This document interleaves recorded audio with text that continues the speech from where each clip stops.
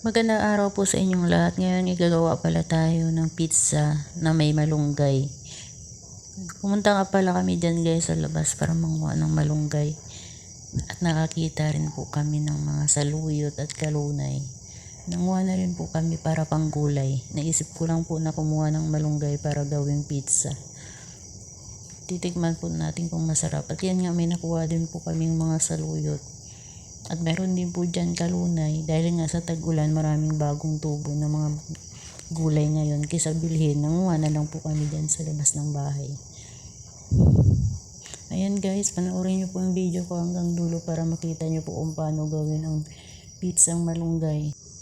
Hinimay-himay ko nga pala muna yung malunggay at saka blender ito. Hindi naman masyadong pino yung pagka-blender niya. Tapos nilagyan ko siya ng kaunting tubig.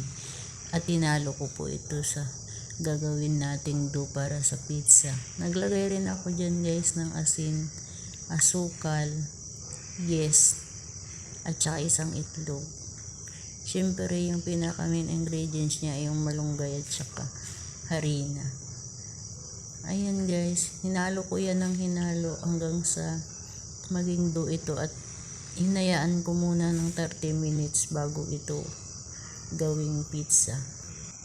Syempre guys, ayan po, nilagyan ko muna ng harina ang sangkalan, tsaka ko ito minasa ang harina na may kasamang malunggay.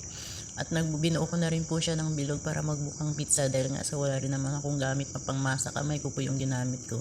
Tsaka naglagay po ako dyan guys ng tomato sauce. Sa nakikita nyo po, tinusok-tusok ko po ito ng tinidor para mabilis po maluto ang pizza, lalo't walang oven na gagamitin.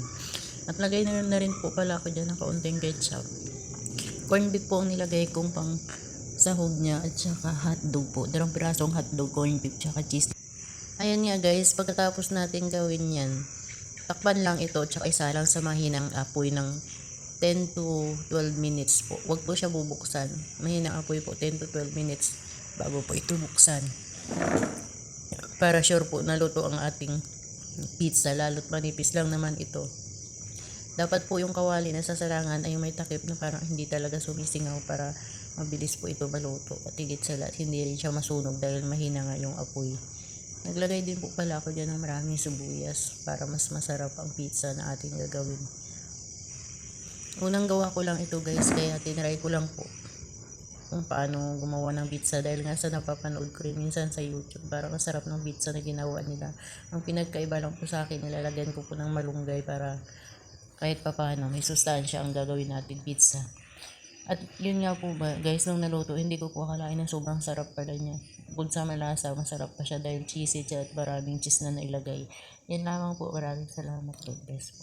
At yan na guys, tapos na rin po ang ating malunggay pizza. Maraming salamat po, God bless. Napakasarap po niya, try nyo rin pong lutuin yung ganitong pizza.